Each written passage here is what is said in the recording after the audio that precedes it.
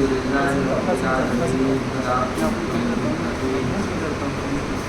والصلاة والسلام على سيد الأنبياء والمرسلين وعلى آله وأصحابه الطيبين الطاهرين أما بعد أعوذ بالله من الشيطان الرجيم بسم الله الرحمن الرحيم شهر رمضان الذي أنزل فيه القرآن هدى للناس وبينات من الهدى والفرقان فمن شهد منكم الشهر فليصم ومن كان مريضا أو على سفر فعدة من أيام أخر يريد الله بكم اليسر ولا يريد بكم العسر ولتكملوا العدة ولتكبروا الله على ما هداكم ولعلكم تشكرون آمنت بالله صدق الله العظيم وبلغنا رسوله النبي الأمين الوكيل المختار الكريم ونحن على ذلك لمن الشاهدين والشاكرين والحمد لله رب العالمين.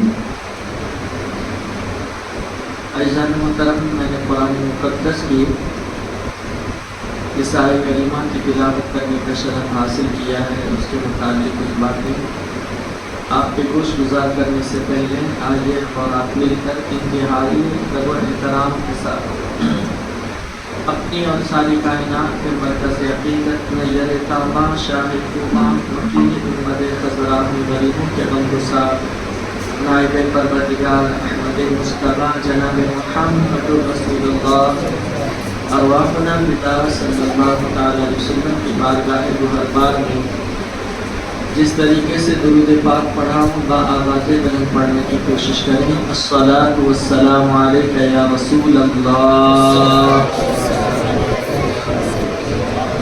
الصلاۃ والسلام علیک یا حبیب اللہ،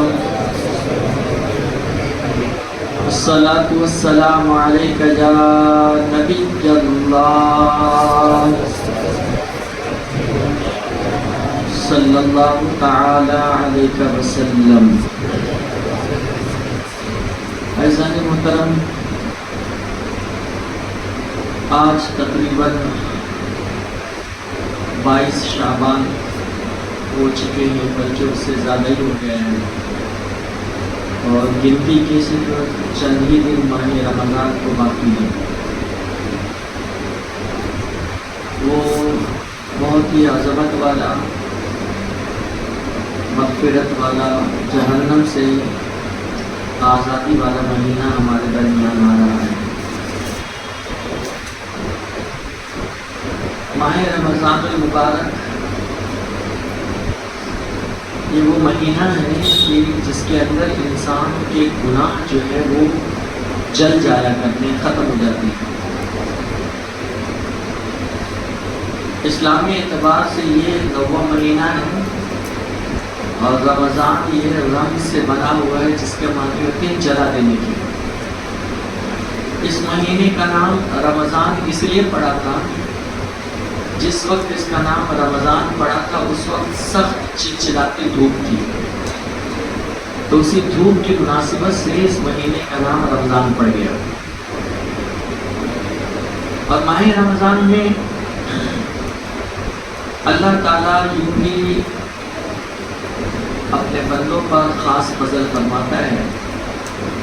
اس مہینے میں جنت کے دروازے، سارے دروازے کھول دیے جاتے ہیں. اس مہینے میں رحمت کے دروازے کھول دیے جاتے ہیں. اس مہینے کے اندر شیطان کو قید کر دیا جاتا ہے. جہنم کے دروازے سارے بند ہو جاتے ہیں.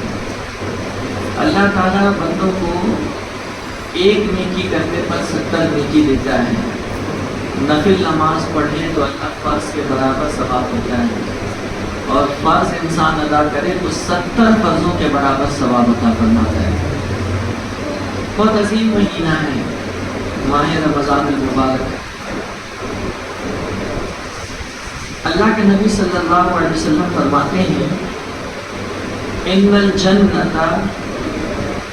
تزحرف لرمضان من رأس الحول حول قابل فإذا كان أول يوم من رمضان حبت ريح تحت العرش من ورق الجنة على الحور العين فيقولن يا ربي اجعل لنا من عبادك أزواجا تقر بهم أعيننا وتقر أعينهم بنا. کہ بحقی شریف کی حدیث پاک ہے، حضور صلی اللہ علیہ وسلم فرماتے ہیں بے شک جنت جو ہے ابتدائے سال سے لے کر آئندہ سال تک کے رمضان شریف کے لیے سجایا جاتا ہے. ایک سال تک کے مسلسل ماہ رمضان کے لیے جنت کو سجایا جاتا ہے. اور آگے فرمایا جب پہلا دن آتا ہے نا ماہ رمضان کا پہلا دن، تو جنت کے پتوں سے عرش کے نیچے ہوا چلتی ہے. جنت کے پتوں سے ہوتے ہوئے عرش کے نیچے ہوا چلتی ہے، اور وہاں پر جو سفید اور بڑی آنکھوں والی حوروں پر چلتی ہیں، تو وہ حوریں کہتی ہیں اے پروردگار عالم، اپنے بندوں سے ہمارے لیے ان کو شوہر بنا جن سے ہماری آنکھیں ٹھنڈی ہو اور ان کی آنکھیں ہم سے ٹھنڈی ہو جائے. یعنی بتانا یہ چاہتے ہیں نبی پاک صلی اللہ علیہ وسلم کہ جنت کی حوریں بھی انہی لوگوں کو پسند کرتی ہیں جو دنیا میں نیکوکار ہوتے ہیں، ماہ رمضان کا احترام کرتے ہیں، ماہ رمضان کے اندر برائی نہیں کرتے ہیں، ماہ رمضان کے اندر بے حیائی نہیں کرتے ہیں. ماہ رمضان جب بھی آتا ہے تو سرکار صلی اللہ علیہ وسلم اپنے کمر کو کس لیتے تھے، اور چہرہ سرکار علیہ السلام کا بالکل بدل جاتا تھا. اس میں نہیں کہ بیماری کی وجہ سے چہرہ بدلتا تھا، بلکہ آپ اس میں اتنا الرٹ ہو جاتے تھے، اتنا الرٹ ہو جاتے تھے کہ اب اپنی کو کچھ دوسرا کام نہیں کرنا ہے بلکہ آپ صرف عبادت کرنی ہے. یہ کیفیت ہوتی تھی حضور صلی اللہ علیہ وسلم کی. اب بہت عبادت کرتے تھے، رات بھر سرکار علیہ السلام قیام کرتے تھے، تراویح کی نماز پڑھتے تھے، وہ بھی 20 رکعت. عن ابن عباس رضی اللہ تعالیٰ عنہ کان یصلی 20 رکعتا من رمضان سوى الوتر او کما قال النبی صلی اللہ علیہ وسلم. حضرت عبداللہ ابن عباس رضی اللہ تعالیٰ عنہ بیان کرتے ہیں کہ حضور صلی اللہ علیہ وسلم ماہ رمضان المبارک میں 20 رکعت تراویح پڑھا کرتے تھے وتر کے علاوہ. تو رمضان المبارک کی جو آیا ہے یہ بہت ہی عظمت، بہت ہی بابرکت مہینہ ہے. اس کا شروعاتی 10 دن جو ہوتا ہے نا وہ رحمت کا ہوتا ہے، یعنی اللہ کی طرف سے خاص رحمتیں لوٹنے کا وقت ہوتا ہے. انسان کو اس وقت چاہیے کہ اللہ کی بارگاہ میں اللہ سے رحمت کی امید کیا کرے، دعا مانگا کرے. جب انسان روزہ رکھ کر کے افطار سامنے رکھ کر کے اللہ سے دعا کرتا ہے تو اس وقت ایک وقت میں تقریباً 60,000 لوگوں کی اللہ بخشش فرما دیتا ہے. 60,000 لوگوں کی. اور نہ جانے اس میں کون سا ایسا خوش نصیب انسان ہے جس کا نام آ جائے. کس کو اللہ کب بخش دے کوئی بھروسہ نہیں، کس کی ادا اللہ کو پسند آ جائے ہمیں نہیں معلوم، کون سا لمحہ اللہ تعالیٰ کو محبوب ہو جائے ہم کو نہیں معلوم. تو اس لیے کوشش کیا کریں جب افطاری کا وقت ہو تو باقی دیگر مصروفیات میں انسان کو مصروف نہیں ہونا چاہیے، بلکہ اس وقت 5-10 منٹ پہلے سے ہی اللہ کی بارگاہ میں دعا کرنی چاہیے. اے اللہ میری خطا کو معاف کر دے، اے اللہ میری لرزش کو معاف کر دے، اے اللہ میرے گناہ کو معاف کر دے، میری برائی کو معاف کر دے، میری تمام تر چھوٹے بڑے گناہ صغیرہ گناہ کبیرہ اللہ سب کو معاف کر دے. ہمارا حال ہمارا حشر ان لوگوں سے فرما جن کو تو بلا حساب کتاب معاف فرما دیتا ہے. جب انسان اس طریقے سے اللہ کی بارگاہ میں دعا کرتا ہے نا تو پھر اللہ تعالیٰ اس کی بخشش بھی فرما دیتا ہے. ایک کام حضور صلی اللہ علیہ وسلم یہ بھی کرتے تھے، ماہ رمضان میں قرآن کی تلاوت بہت کرتے تھے، بہت زیادہ. اور کیفیت یہ تھی تلاوت کی کہ حضور علیہ السلام حضرت جبریل امین کو بلاتے تھے اور حضرت جبریل سے کہتے تھے جبریل تم قرآن سناؤ، اور حضور علیہ السلام حضرت جبریل سے قرآن سنتے تھے اور حضرت جبریل کو قرآن سنایا بھی کرتے تھے. حضور علیہ السلام خود سنتے تھے حالانکہ جب حضور قرآن پڑھتے ہوں گے تو پوری دنیا جھومتی ہوگی، دنیا جھومتی ہوگی. حضرت داؤد علیہ السلام کا معاملہ تو بہت بلند و بالا ہے.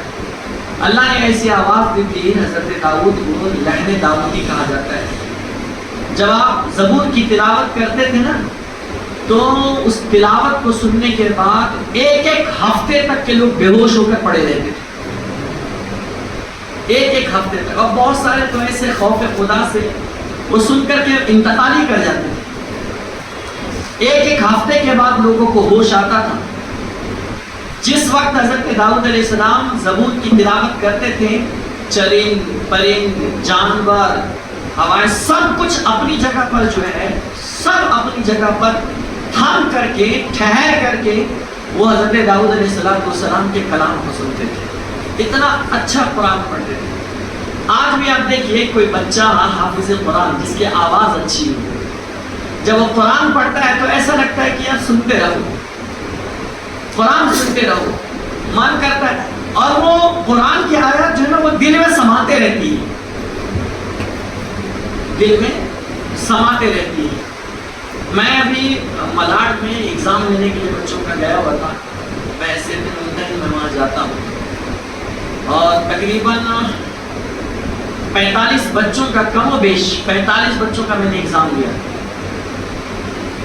اس میں ایک بچہ جو ایسا قرآن پڑھا ہے کہ ایسا لگ رہا تھا کہ میں اس کا صرف قرآن سنتے رہوں. ایسا قرآن اس نے پڑھا تھا اور اس کو میں نے ہر اعتبار سے جانچا، ہر اعتبار سے مشکل سوالات، کٹھن سے کٹھن سوالات کے، لیکن اس نے ہر سوال کا جواب دیا اور اس کو میں نے خوشی سے 98 نمبر دیا تھا. میں سے پہلا نمبر آیا، شاندار پڑھا اس نے. تو بتانے کا صرف مقصد یہ ہے کہ جب انسان قرآن کی تلاوت کرتا ہے نا تو وہ آیات الہیہ جو ہے انسانوں کے دلوں پر سکینہ نازل کرتا ہے. ایسا لگتا ہے کہ اب کچھ نہ کروں، صرف اللہ کا کلام سنوں. اچھا، کلام الہی میں دوسری بات خاص یہ ہوتی ہے، آپ کوئی بھی کتاب پڑھو، ایک بار اگر آپ نے پڑھ لینا تو دوبارہ پڑھنے کا من نہیں کرے گا، اور دوبارہ پڑھنے تو تیسری مرتبہ تو چھونے کا دل ہی نہیں کرے گا. جیسے 10ویں کا ایگزام ہو، ایک بار کتاب ہم نے پڑھ لی ہے اور دوبارہ کوئی کہے بیٹا اس کو پڑھ لے دوبارہ، تو نہیں، اس کو تو چھونا ہی نہیں ہے. آدمی کا من ہی نہیں کرتا ہے. آپ کتنی اچھی بھی ناول پڑھ لو، ناول کی کتاب پڑھ لو، کتنی اچھی بھی ہسٹری کی کتاب پڑھ لو، تاریخ کی کتاب پڑھ لو، ایک بار اگر آپ نے پڑھ لیا نا دوبارہ آپ کا من نہیں کرے گا.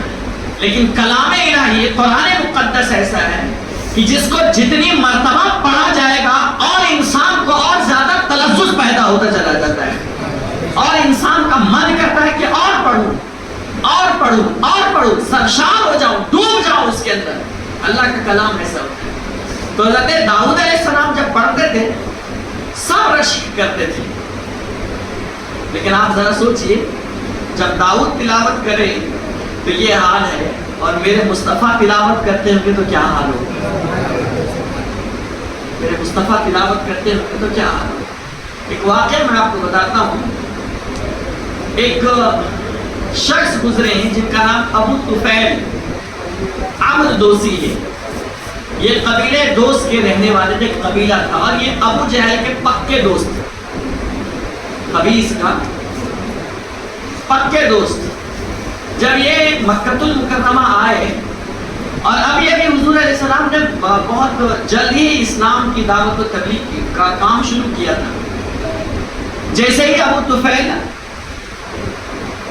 عمرو دوسی تشریف لائے نا تو اس نے کان بھر دیا جا کر کے کہ میرا بھتیجا محمد جو ہے نا وہ جادوگر ہو گیا ہے.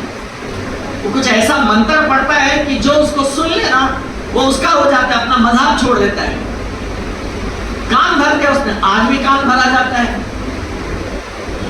تو ہمارے یہاں بھی یہی ہے، جب کان آدمی بھر دیتا ہے نا تو حقیقت حال آدمی نہیں دیکھتا ہے. کوا کان لے گیا تو وہی دیکھتا ہے وہ کوا کہاں لے کے گیا وہ پتہ ہی نہیں. یہ بھی انسان کو دیکھنا چاہیے بھائی کان ہے کہ نہیں ہے اور اس خبر کی کتنی سچائی ہے. جتنے نیوز چینل ہے بس جس نے ٹھوک دیا چل رہا ہے. بھائی اس میں ریئلٹی ہے کہ نہیں ہے, حقیقت سے اس کا کتنا تعلق ہے, کیا ہے, ہم وہ نہیں دیکھ, بس نیوز میں آیا تھا. تو ہمارے یہاں بھی جو ہے افواہوں پر دھیان بہت ہوتا ہے. کسی اچھے انسان کے بارے میں کچھ ہم نے سن لیا, اس کی تحقیق ہم نے کری نہیں, بس اڑائے رہتے ہیں. کبھی بائی چانس امام صاحب کھڑے ہو کر چائے پی لے, ہو سکتا ہے ان کے بیٹھنے میں تکلیف ہو یا بیٹھ نہیں سکتے یا کوئی اور پرابلم ہو, بیچارے کھڑے کر, اور کسی نے دیکھ لیا تو حقیقت حال جاننے کے بجائے ارے امام صاحب تو کھڑے کے چائے پیتے, میں نے اپنی آنکھ سے دیکھا. اس نے دوسرے سے اور ایسے سجا کے بولے گا جو امام صاحب سے تھوڑی کھٹ پیٹ ہوتی ہے. میں تو پہلے ہی بولا تھا یہ امام رانگ نمبر ہے, میں نے پہلے ہی کہا تھا یہ ایسا ہے, میں نے پہلے ہی کہا تھا کہ وہ ایسا ہے. اور وہ ایک چھوٹی سی کہانی, ایک چھوٹی سی بات جس کی کوئی حقیقت نہیں, جس کی کوئی, اس کو اتنا بڑا بنا دیا, کیا لگتا ہے کیا وہ اس کی وجہ سے امام صاحب کو نکال دینا چاہیے, ہے نا. ایسے ہی تو ہوتا ہے. ماہ رمضان المبارک میں آپ غلطی سے گلاس میں پانی لے لو اور اس کو ایسا جھانک کر کے دیکھو تو سامنے میں دیکھ رہا تھا پانی پی رہا تھا.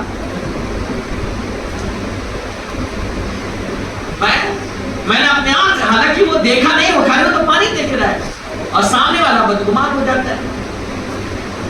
ایسا ہوتا ہے نا. تو کبھی بھی ایک چیز یاد رکھیے گا کہ افواہ پر, کسی کی باتوں پر کبھی یقین نہیں کرنے کا. خبریں اکثر جھوٹی ہی ہوتی ہے, خبریں اکثر, کبھی کبھی تو اپنی آنکھوں دیکھا بھی غلط ہوتا ہے. کبھی کبھی جو چیز ہم دیکھ رہے ہوتے ہیں وہ بھی غلط ہوتا ہے, کیونکہ اس کے معاملات کچھ اور رہتے ہیں. اندر مجھے کیا بیماری ہے, کیا پریشانی ہے, اور میں نے روزہ کیوں نہیں رکھا یہ میں جانتا ہوں نا, آپ نہیں جانتے ہو. اور اگر میں نے گھر میں کھا لیا, ہٹا کھٹا تندرست ہو کر کے کھا رہا ہے, تو آپ حقیقت حال سے آپ آشنا نہیں ہیں. تو خبریں جو ہوتی ہیں نا وہ بہت آگ کی طرح پھیل جاتی ہیں. تو ابو طفیل عمرو دوسی کہتے ہیں کہ ابو جہل نے میرا اتنا کان بھر دیا تھا, ایسا محمد کے بارے میں صلی اللہ علیہ وسلم ایسا کان میں برائی بھر دی تھی, زہر بول دیا تھا کہ جب میں حرم میں جاتا تھا نا تو کان میں روئی ٹھوس لیتا تھا کہ کہیں ایسا نہ ہو کہ ان کے بھتیجے محمد صلی اللہ علیہ وسلم جادوگر کی آواز میرے کان میں پہنچے اور میں اپنا مذہب بدل دوں. اتنی دشمنی. وہ کہتے ہیں کہ کئی دن گزر گئے, تقریباً کم و بیش 20 سے 25 دن گزر گئے. ایک دن اچانک مجھے ایک کام آ گیا اور میں دھیان نہیں دیا, اور میں حرم پاک سے گزر رہا تھا, اور جیسے گزر رہا تھا تو اس وقت نبی مکرم صلی اللہ علیہ وسلم قرآن پاک کی تلاوت کر رہے تھے. حضور تلاوت کر رہے ہو, آج کا بچہ اگر کوئی پڑھتا ہے تو من کرتا ہے قرآن سنتے رہ جائے. اور اللہ کے نبی, میرا یہ وجدان ہے, جب میرے نبی قرآن کی تلاوت کرتے ہوں گے جبریل سدرہ چھوڑ کر کے میرے مصطفیٰ کی بارگاہ میں آ جاتے ہوں گے حضور کا قرآن سننے کے لیے. سب اپنے کام ترک کر دیں, حضور کا قرآن سنا جاتا ہو. اور حضور قرآن پڑھ رہے تھے اور وہ سہانی سہانی, میٹھی میٹھی, پیاری پیاری آواز میرے آقا کے لبھائے اتھا سے نکل رہے تھے. اور وہ حسینہ, وہ بھی عرب کی زبان. ایک ہوتا ہے کہ جو جس زبان, جیسے انگریز ہوتے ہیں تو انگریز کی انگریزی اچھی ہوتی ہے ہمارے مقابلے میں, اگرچہ ہم کو زبان آتی ہے لیکن ان کی زبان, ان کا پرفارمنس, ان کا انداز ہمارے مقابلے میں بہت الگ ہوتا ہے, ان کا ایکشن الگ ہوتا ہے کیونکہ وہ ان کی زبان ہے. اسی طرح ہماری مادری زبان اردو ہے, ہم جو اردو زبان بات کر سکتے وہ انگریز بات نہیں کر سکتا ہے, اس کے اندر اتنی صلاحیت نہیں ہے. سمجھ گئی بات؟ تو زبان کا بھی فرق ہوتا ہے. اور عربی زبان تو یہ جنت کی زبان ہے, عربی زبان تو یہ رسول اللہ کی زبان ہے, عربی زبان تو یہ میرے آقا کی زبان ہے, عربی زبان تو یہ جنت والوں کی زبان ہے, یہ عرب کی زبان ہے, خود میرے مصطفیٰ کی زبان ہے. اور جب حضور عربی میں قرآن پڑھتے ہوگے تو شان کیا ہوگی؟ آپ ذرا غور کریے. جب حضور تلاوت کر رہے تھے اچانک میرے آقا کی آواز ابو طفیل امر دوسی کے کان تک پہنچتی ہے. جیسے آواز پہنچی تو آپ پلٹ کر دیکھیں یہ آواز کیسی ہے. اتنی اچھی، اتنی سہانی، اتنی میٹھی آواز تو میں نے آج تک کے پورے مکے میں کسی سے نہیں سنی ہے، اور نہ یہ کسی جادوگر کا کلام ہو سکتا ہے. جب پلٹ کر کے دیکھا فَإِذَا هُوَ مُحَمَّدٌ صلی اللہ علیہ وسلم، تو دیکھا یہ تو کوئی اور نہیں، یہ تو محمد عربی صلی اللہ علیہ وسلم ہے. یہ تو وہی ہے جن کے بارے میں میرے دوست ابو جہل نے کہا تھا کہ وہ جادوگر ہے. اور یہ کلام تو بتا رہا ہے کہ یہ کسی جادوگر کا کلام نہیں ہے، یہ کسی شاعر کا شعر نہیں ہے، یہ کسی مجنون کا مجنون پن نہیں ہے. یہ تو مٹھاس سے بھرے ہوئے جملے ہیں، اس کے اندر تو نفاست ہے، اس کے اندر تو طہارت ہے، اس کے اندر تو پاکیزگی ہے. اس کو سننے کے بعد دل کو اطمینان ہو رہا ہے. ابو طفیل اپنا کام بھول گئے، میرے آقا کی بارگاہ میں چلتے چلتے آئے اور قدموں میں گر کر کے کلمہ پڑھ کر کے مسلمان ہو گئے. یہ کلام الہی کی برکت ہے. آج بھی اگر آپ کلام پاک سنیں نا اچھے انداز میں تو ایسا لگے گا کہ آپ قرآن سنتے رہو. اللہ نے اس میں برکت بہت رکھی ہے، اور جس مقصد کے تحت انسان کلام الہی کی تلاوت کرتا ہے اللہ اس کے اس مقصد کی تکمیل بھی فرماتا ہے.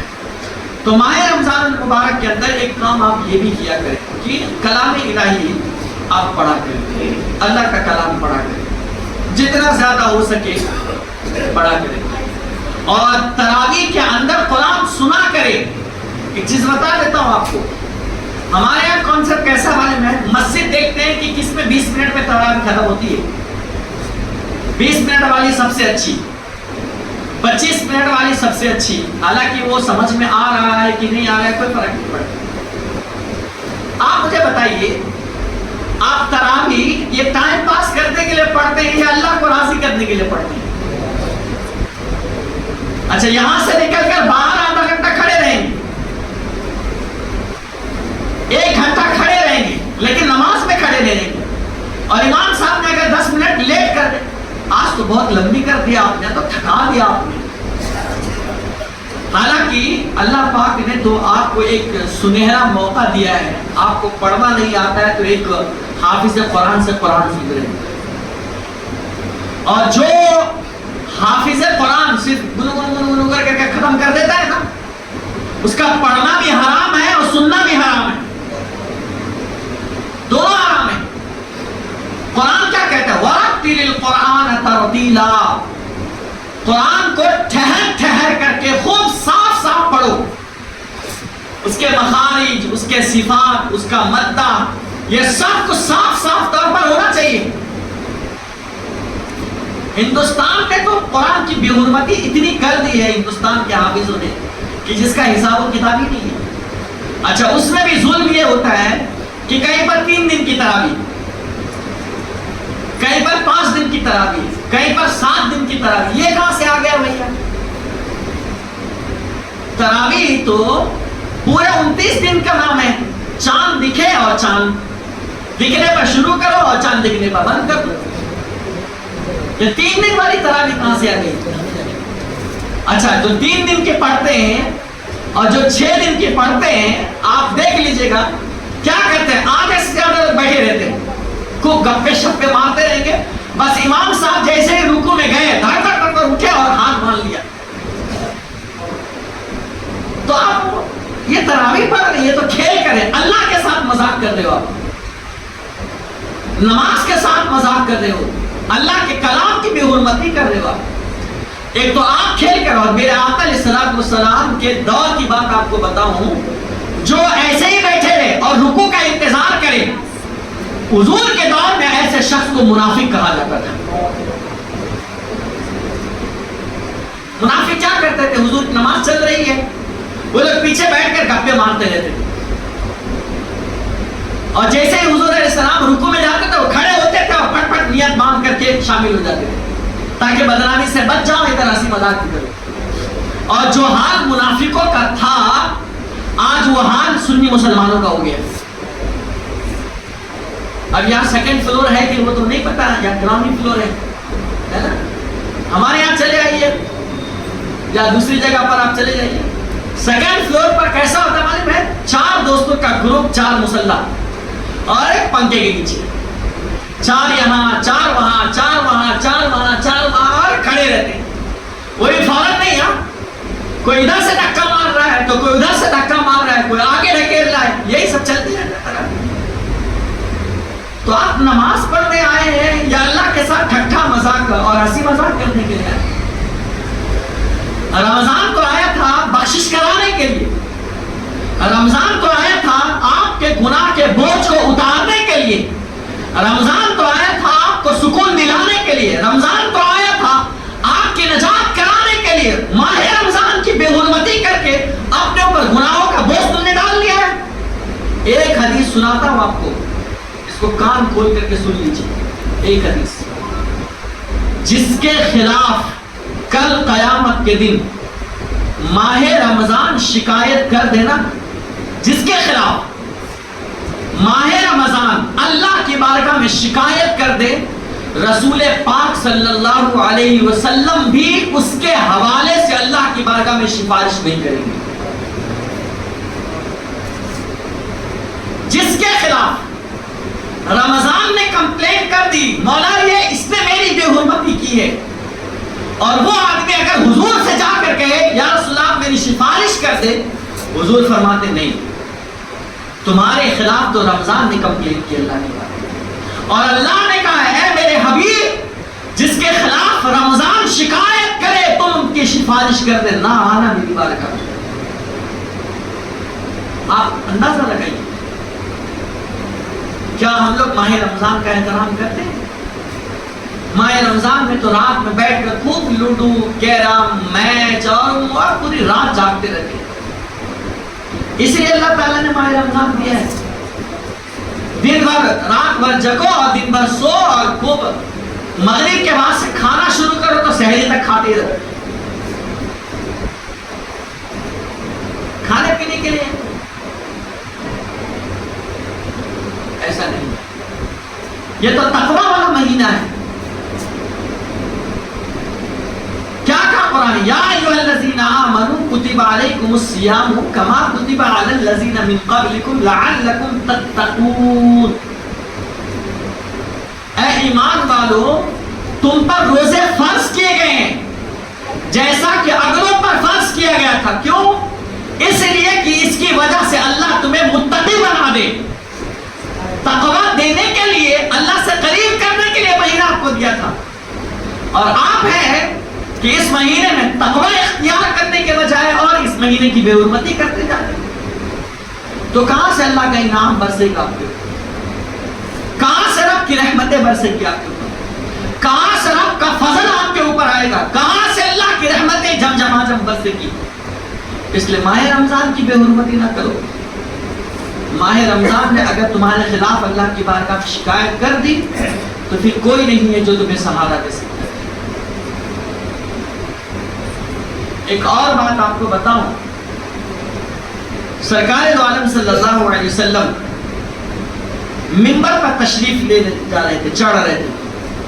پہلے زینے پر قدم رکھا تو کہا آمین، پھر دوسرے زینے پر قدم رکھا تو کہا آمین، پھر تیسرے زینے پر قدم رکھا تو کہا آمین. 3 ممبر بنے ہوتے نا، پہلا دوسرا تیسرا، 3 سیڑھی. تینوں پر قدم رکھا تو کہا آمین، کہا آمین، کہا آمین. صحابہ کرام نے عرض کیا یا رسول اللہ صلی اللہ علیہ وسلم کیا بات ہے، کیا آپ تینوں پر قدم رکھے تو آمین آمین آمین کے الفاظ آپ نے استعمال کیے؟ کہا ہاں، اس لیے کہ ابھی جبریل امین دعا کر رہے تھے اور میں ان کی دعا پر آمین کہہ رہا تھا. دعا کس کی؟ جبریل کی. اور اس پر آمین کن کا؟ میرے آقا کا. نہ دعا رد ہو سکتی ہے نہ آمین رد ہو سکتا ہے. یاد رکھو، بہت بڑی بات آپ کو کہنے جا رہا ہوں. نہ دعا رد ہو سکتی ہے نہ آمین رد ہو سکتا ہے، کیونکہ دعا کرنے والے فرشتوں کے سردار، دعا کرنے والے सिदरतुल मुंतहा के अमीन, दुआ करने वाले फरिश्तों के रहबर और दुआ पर आमीन कहने वाले सैयदुल अंबिया सल्लल्लाहु अलैहि वसल्लम हैं। दोनों सरकार हैं और हुजूर उनकी दुआ पर आमीन कह रहे हैं। और दुआ क्या थी पता है? मेरे आका सल्लल्लाहु अलैहि वसल्लम ने इरशाद फरमाया, हुजूर फरमाते हैं कि जब मैं मिंबर के पहले दर्जे पर चढ़ा तो आमीन कहा, दूसरे पर चढ़ा तो आमीन कहा, तीसरे पर चढ़ा तो आमीन कहा।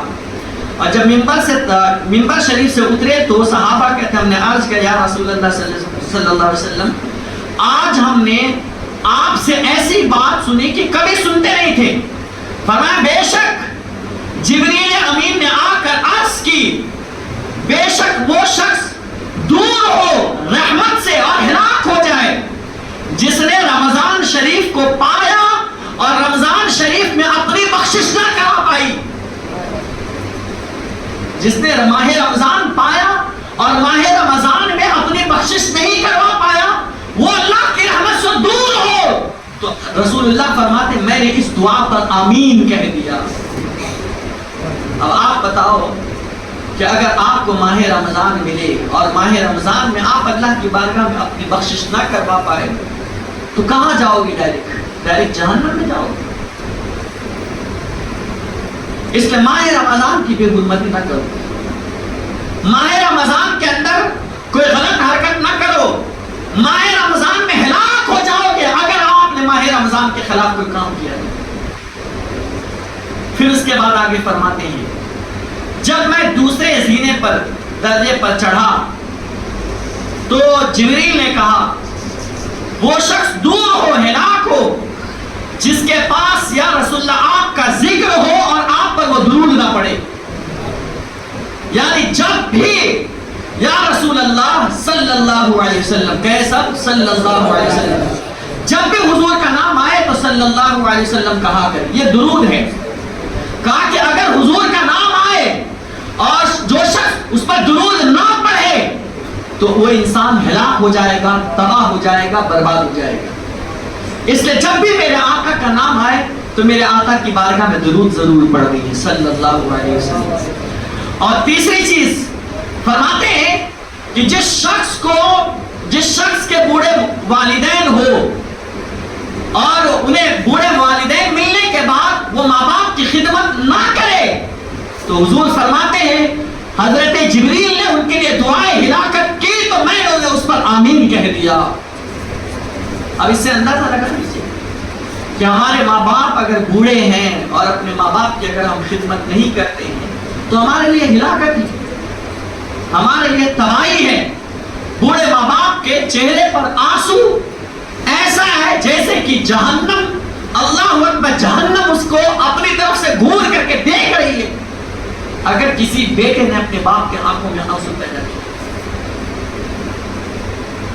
इसलिए अपने बूढ़े माँ बाप को मत सताओ, अपने बूढ़े माँ बाप से प्यार करो, उनकी खिदमत करो। आज मैंने एक वीडियो देखी, एक बाप अपने बेटे को गोद में लेकर के अपनी गुर्बत का एहसास करते हुए ऐसा रो रहा था कि ऐसा लगता है कि अब वो क्या करेगा, उसका दिल फट जाएगा।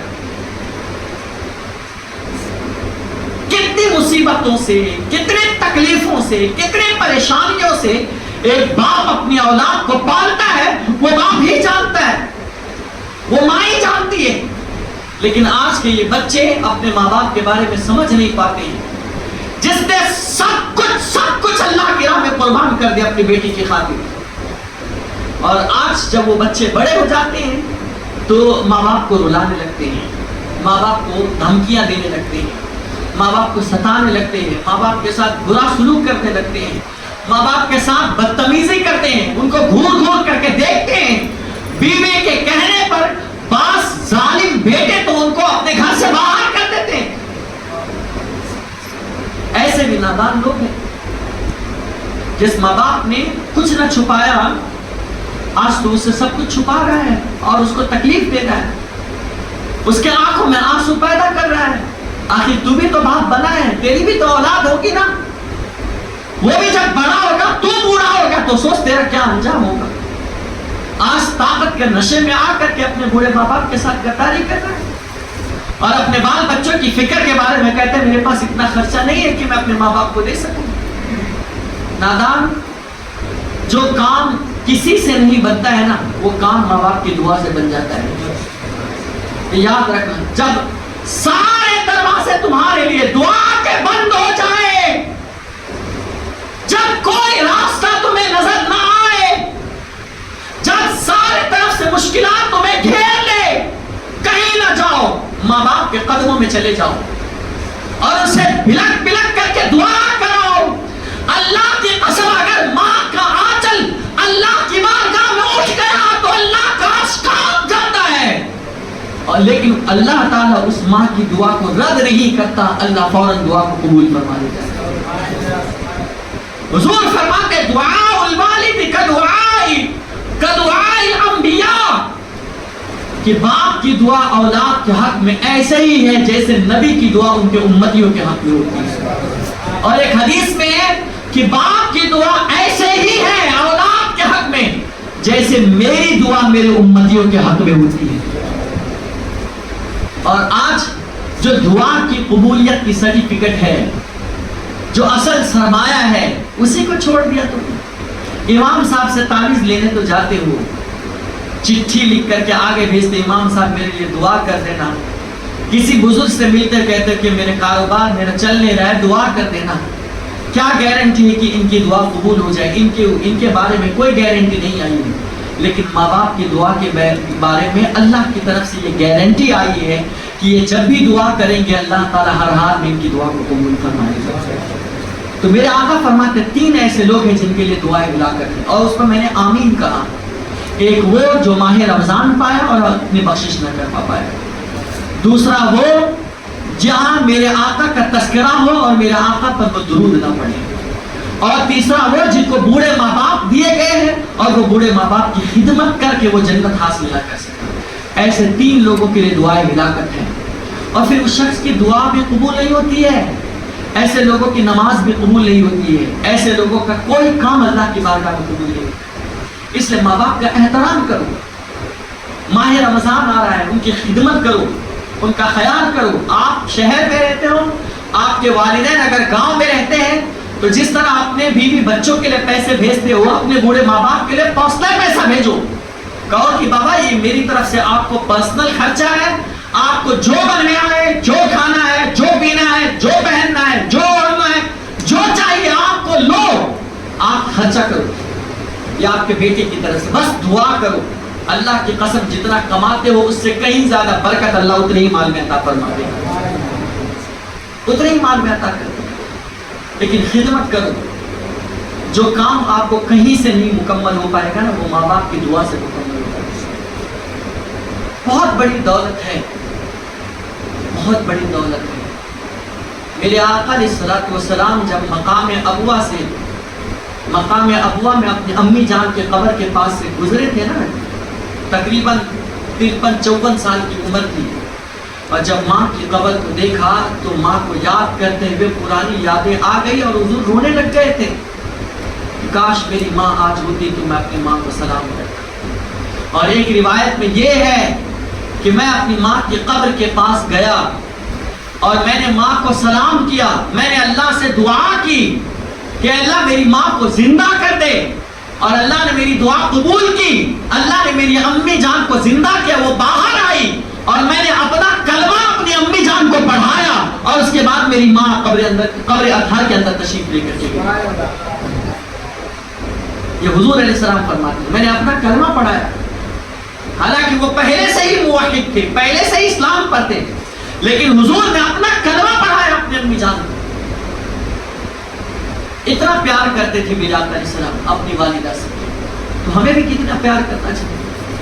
موسیٰ جیسے پیغمبر جب طور پہاڑ پر جاتے ہیں تو اللہ تعالیٰ کی بارگاہ میں آپ کی امی جان ہاتھ اٹھا کر دعا کرتی ہے, مولا میرے موسیٰ کی طبیعت میں جلال ہے, میرا موسیٰ ذرا اونچی بات کیا کرتا ہے, مولا اگر اس سے کوئی غلطی ہو جائے تو میں دعا کرتی ہوں میرے موسیٰ کو معاف کر دینا. میرے موسیٰ کی خطا کو معاف کر دینا.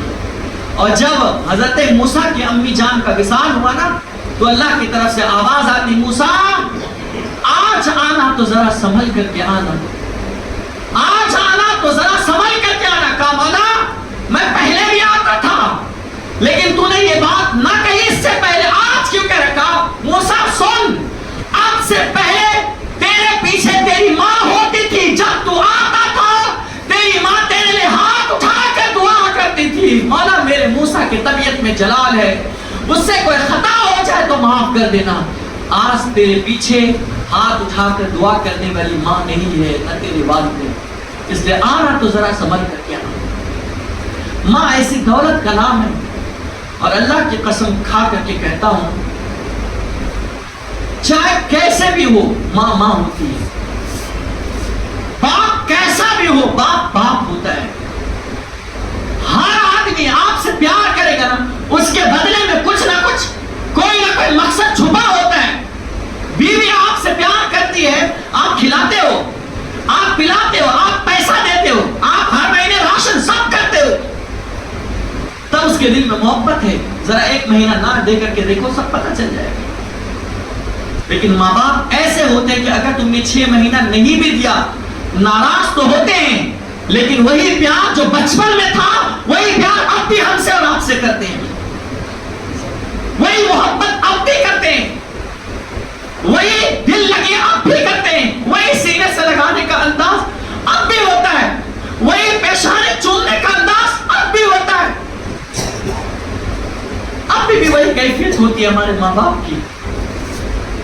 آپ سے وہ کچھ نہیں چاہتے, بس چاہتے کہ میرا بیٹا مجھ سے بات کرے نا, میرا بیٹا میرے پاس تھوڑی دیر بیٹھے نا, میرا بیٹا مجھ سے میٹھے میٹھی باتیں کرے نا. لیکن یہ ظالم بیٹے ان کے پاس بیویوں سے بات کرنے کے لیے گھر پہ ٹائم ہے, لیکن اپنے بوڑھے ماں باپ سے بات کرنے کے لیے ٹائم نہیں. ان سے محبت اور ان کے دل کو خوش کرنے کے لیے ٹائم نہیں. افسوس ہوتا ہے ایسے لوگوں پر جو اپنے بوڑھے ماں باپ کو تڑپا دیتے ہیں, باتوں باتوں پر کہتے ہیں یہ تو بڈھا کھسیا گیا ہے, یہ بڈھا سٹیا گیا ہے, اس کو کیا آتا جاتا ہے, اس کو کیا معلوم ہے. آج کے زمانے کے حالات کے بارے نادان, جب تجھے چڈی پہننے نہیں آتی تھی نا اسی باپ نے تجھے پہنایا ہے.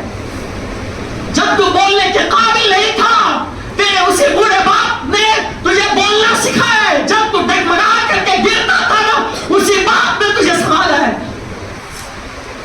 جب تو راتوں میں بستر پر پیشاب کر دیتا تھا تیری ماں تجھے سینے پر لے کر کے رات بھر خود جا کر کے تجھے سلاتی تھی تو چین کے نیند سوتا تھا, اور تیری ماں پوری رات بیدار ہو کر کے پوری رات گزار دیا کرتی تھی. اس درد کو کبھی محسوس کیا ہے تو نے؟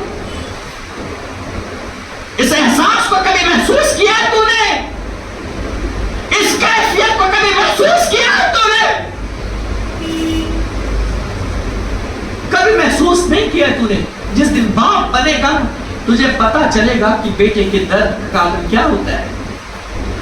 جب تو خود باپ بنے گا اور جب تیرا بیٹا بیمار پڑے گا تو تیرے دل کی طرف کا عالم جو ہوگا وہی طرف تیرے باپ کے اندر بھی ہے.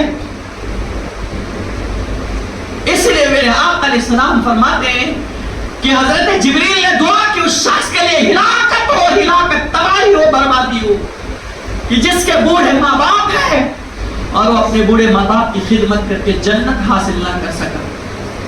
تو حضور فرماتے اس کے لیے میں نے آمین کہا ہے, آمین. اس لیے عزیزان محترم ماہ رمضان آ رہا ہے, کوئی اپنے ماں باپ کو ستائے نہیں, اپنے ماں باپ پر ظلم نہ کریں, انہیں جو چاہیے انہیں دو, انہیں جو کھانا ہے انہیں کھلاؤ, انہیں جو پہننا ہے پہناؤ, انہیں جو پینا ہے پلاؤ, ان کی صحت خیال رکھو, ان کے دواؤں کا خیال رکھو, انہیں عزت دو, انہیں پیار دو, وقار دو. ہو سکتا ہے کہ اللہ تعالیٰ ان کی دعا کی برکت سے اللہ تمہاری بخشش فرما دے اور تمہارا گھر بہتر سے بہتر بنا دے. یہ بہت عظیم مہینہ آنے والا ہے. اسی طریقے سے یہ وہ مہینہ ہے کہ سیدنا ابو ہریرہ رضی اللہ تعالیٰ عنہ روایت کرتے ہیں رسول خدا صلی اللہ علیہ وسلم نے فرمایا کہ آدم کے بیٹے کا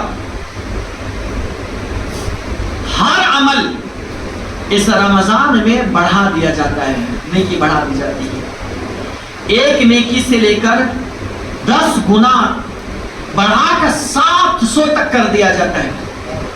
ایک نیکی اگر ماہ رمضان میں کرو گے تو اسے بڑھا کر مولا 700 نیکیوں کے برابر کر دے گا۔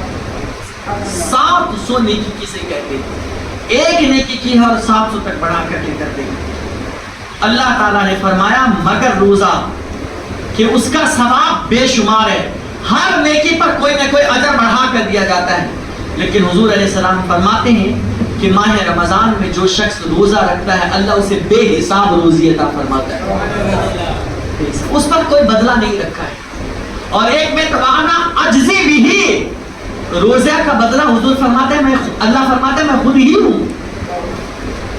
نماز پڑھو گے تو اتنی نیکی، زکات دو گے تو اتنی نیکی، صدقہ کرو گے تو اتنی نیکی، خیرات کرو گے تو اتنی نیکی، لیکن روزہ رکھو گے تو کتنی نیکی اس کا کوئی حساب نہیں۔ اور اللہ فرماتا ہے وانا اجزی بھی یا واجزی بھی، میں ہی اس کا بدلہ ہوں۔ اب اس کو میں ایک مثال سے سمجھاؤں۔ ہارون رشید کے زمانے میں ہارون رشید نے لوگوں کو آزمانے کی کوشش کی کہ ذرا دیکھوں کہ لوگوں کے دل میں کس چیز کی زیادہ محبت ہے۔ اس نے دربار میں چاروں طرف سونے چاندی پھیلا دیا اور کہا کہ جو شخص جس چیز پر ہاتھ رکھ دے گا وہ اس کا ہو جائے گا۔ کیا کہا اس نے؟ جو شخص جس چیز پر ہاتھ رکھ دے گا وہ اس کا ہو جائے گا۔ اور اس کے بعد دروازہ کھلوا دیا، لوگ بے تحاشا دوڑے، کوئی سونے پہ ہاتھ مار رہا، کوئی چاندی پہ ہاتھ مار رہا، کوئی زیور پہ ہاتھ مار رہا۔ اسی بیچ میں ایک خاتون آئی اور نہ وہ سونے پہ ہاتھ رکھ رہی، نہ چاندی پہ، نہ زیور پہ، کسی پہ ہاتھ نہیں رکھی۔ وہ آئی اور ڈائریکٹ بادشاہ کے سر پر ہاتھ رکھ دی۔ کہاں رکھ دی؟ بادشاہ کے سر پر ہاتھ رکھ دی۔ اللہ اکبر۔ بادشاہ نے کہا اے خاتون میں نے تو سونے چاندی پر ہاتھ رکھنے کو کہا تھا، تم میرے پاس ہاتھ کیوں رکھی؟ کہا بادشاہ سلامت، میں چاہتی تو سونے چاندی پر ہاتھ رکھ دیتی، لیکن اگر میں سونے پر رکھتی تو ایک ہی چیز مجھے ملتی، جس چیز پر میں ہاتھ رکھتی صرف مجھے وہی چیز ملتی، لیکن میں نے ہاتھ آپ پر اس لیے رکھی ہے کہ اگر آپ میرے ہو گئے تو آپ کا سارا سامان میرا ہو جائے گا، جب آپ ہیں تو سب میرا ہے۔ بس یہی مثال سمجھنے کے لیے اللہ مثال سے پاک ہے۔ ہر عمل پر نیکی ہے، ہر عمل پر اتنا ثواب اتنا ثواب، لیکن اللہ فرماتا ہے بندو روزہ رکھو، اگر تم روزہ رکھو گے تو روزے کا بدلہ میں خود ہی ہو جاؤں گا، اور جب کسی بندے کا خدا ہو جائے تو یقینی طور پر اللہ جنت اسے ویسے ہی عطا فرما دے گا، پھر اسے نیکی کی ضرورت نہیں پڑے گی، اسے کسی چیز کی حاجت، کیونکہ جب خدا ہو گیا تو پھر کس چیز کا ٹینشن؟ آپ ذرا سوچیں، جب خدا ہی ہو گیا پھر ٹینشن کس بات کا ہے؟ بھائی آفس میں سیٹ صاحب بیٹھے ہوئے ہیں اور اس کا امپلائی اس کا خاص ہو گیا، اس کو کوئی روک سکتا ہے؟ چاہے کتنی بھی سیکورٹی ہو، چاہے کتنی بھی چیکنگ ہو، ارے نہیں نہیں وہ صاحب کا آدمی ہے، جانے دو اس کو، جانے دو، صاحب کے دوست کی گاڑی ہے، اس کو جانے دو، جانے دو، نکلنے دو۔ کہتے ہیں نا، یہ دنیاوی مثال سمجھا رہا ہوں۔ اسی طرح جب قیامت میں جاؤ گے، جہاں نفسی نفسی کا عالم ہوگا، جہاں پریشانی کا عالم ہوگا، جہاں لوگ پریشان ہوں گے، ایسے ماحول میں اللہ فرمائے گا اسے آنے تو دو، یہ میرا بندہ ہے، یہ میری خوشی کے لیے روزہ رکھتا تھا، یہ میری محبت میں تکلیفیں اٹھا کر روزہ رکھتا تھا، اسے آنے دو، میں اس کا بدلہ ہوں اور میں اسے جنت عطا کروں گا۔ اور جنت میں ہر روز مولا ایسے بندے کو 2 مرتبہ اپنے دیدار سے مشرف فرمائے گا۔ ماہ رمضان اس کی قدر کرو۔ اور آخری بات بتاتا ہوں، پھر اس کے بعد سوال جواب تھوڑے سے۔ ماہ رمضان میں سخاوت کیا کرو۔ سخاوت سمجھتے ہیں؟ خیرات کرنا، صدقات کرنا، غریب کی مدد کرنا، یہ کثرت سے کیا کرو۔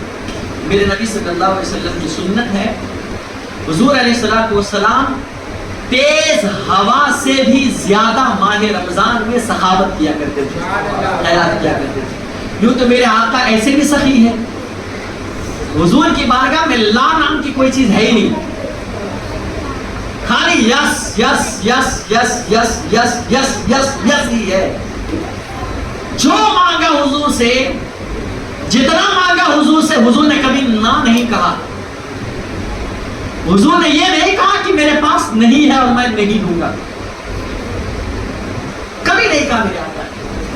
हुजूर खुद अपने पेट पर पत्थर को बांधते थे, लेकिन अगर कोई मांगने वाला आता था तो उसे बादशाहत अता फरमा दिया करते थे। ये मेरे हुजूर की शान है। हुजूर खुद तो 2 महीने भूखे रहते थे, लेकिन अपने सहाबी को भूखा नहीं रखते थे, उसे बहुत कुछ अता करते थे, बहुत कुछ देते थे। तो हवाओं से ज्यादा सखावत किया करते थे, बहुत ज्यादा। माह रमजान आ रहे हैं, ये मेरा फर्ज बन रहा है कि मैं आपसे ये बातें करूं, हर गरीब को देखूं, हर आपके इलाके में जितने भी जरूरतमंद है, अल्लाह ने अगर आपको इस्तादात दी है, अल्लाह ने अगर आपको माल दिया है, जो दिया है, आप राशन भराओ और गरीबों में तकसीम करो, उनको दो उनके घर में, लेकिन दिखावा नहीं करना। पहले कैसा था, नेकी कर दरिया में डाल, अब नेकी कर फेसबुक पर व्हाट्सएप पर डाल और फोटो खिंचवा। अब ये से दरिया में डालने का मतलब है कि भाई जो चीज समंदर में गया वो गया, अब खत्म, पता ना चला किसी को। और अब ऐसा हो गया कि 5 किलो का राशन और 10 आदमी खड़ा रहता है, सबसे बड़े भिखारी तो ये लोग हैं। ऐसा नहीं करना, दाहिने हाथ से दो तो बाएं हाथ को भी खबर ना चले, ऐसी मदद किया करो, ऐसा ताउन किया करो गरीबों के साथ। उनको कपड़ा दिलाओ, उनको लिबास दिलाओ, उनके राशन का इंतजाम। और अच्छा, उनके साथ साथ ये मैं अपनी तरफ से आज आपसे गुजारिश करूंगा, आपके मस्जिद के इमाम, मुअज्जिन, हाफिज, आलिम, इन सब की खिदमत आप पर फर्ज है। साल भर आपके लिए मेहनत करते हैं लोग, साल भर आप सो रहे होते हो, आपके आने से पहले फजर की अजान दी जाती है, आपके आने से पहले मस्जिद की सफाई होती है, आपके आने से पहले दरवाजा खोला जाता है, आपके आने से पहले सारे काम किए जाते हैं।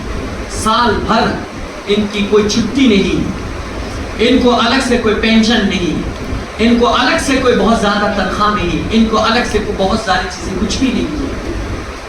एक महदूद, एक मखसूस तनख्वाह जो मस्जिद की तरफ से दी जाती है बस, और इसके अलावा इनके पास कुछ नहीं है।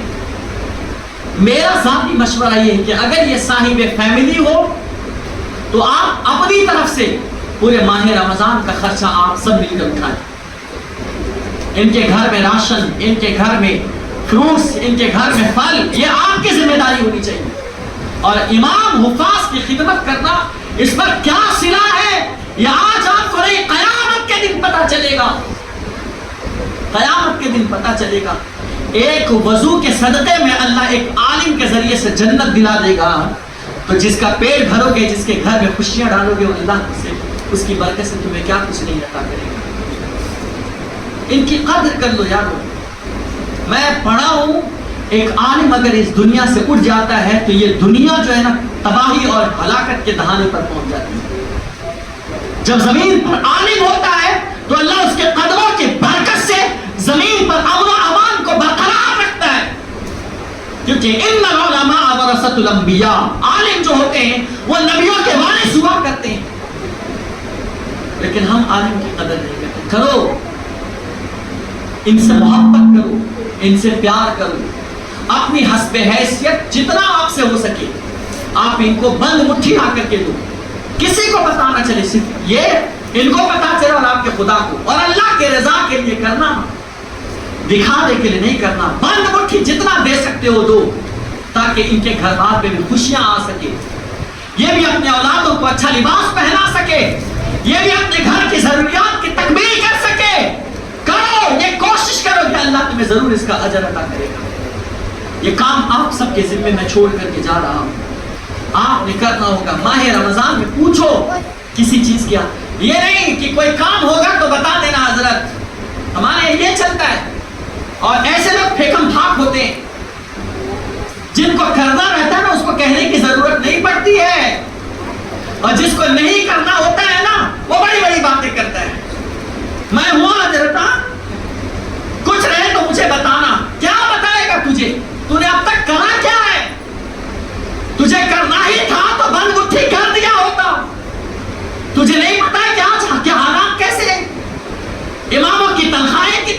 کی سیلری کتنی ہوتی ہے, مؤذن کے حالات کیا ہوتے ہیں, تجھے نہیں پتا ہے. پھر یہ جملہ نکالنے کا مطلب کیا؟ مطلب یہ ہے کہ صرف دکھاوا ہے, کرنے والا کر کے گزر جاتا ہے, پتہ بھی نہیں چلتا ہے. تو ایسے بنو کہ کہنے کی ضرورت نہ پڑے, بن کہے ہوئے ان کے گھر کو بھر دو, بن کہے ہوئے ان کی جھولی بھر دو, قیامت تک اللہ تمہیں خوشحالی اور تمہاری نسلوں کو خوشحالی عطا کرے. سخاوت کرو, ایک دو گے تو اللہ تمہیں پلٹ کر 10 عطا کرے. ماہ رمضان میں میرے آقا بہت سخاوت کرتے تھے, تیز ہوا سے بھی زیادہ سخاوت کیا کرتے تھے. اللہ تعالیٰ ماہ رمضان کی برکتوں سے ہمیں معلومات فرمائے, اور جانے انجانے میں مجھ سے کسی طرح کی کوئی غلطی کوئی خطا ہو گئی ہو تو اللہ اپنے حبیب پاک کے صدقے میں معاف فرمائے, اور ہماری اس محفل کو اپنی بارگاہ میں قبول فرمائے.